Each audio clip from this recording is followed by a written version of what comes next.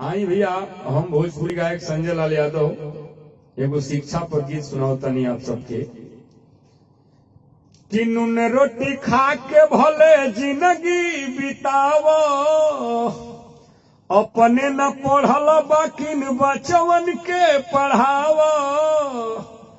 अरे पढ़ी लिखी सीखी उहे बनी अब महान बा, पढ़ लिख बबुआ कलमिए में जान बा, पढ़ लिख बबुआ कलमिए में जान बा।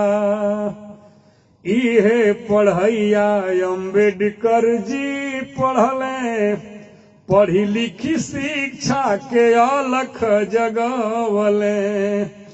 इहे पढ़ैया अम्बेडकर जी पढ़ले, घर घर शिक्षा की ज्योति जरावले।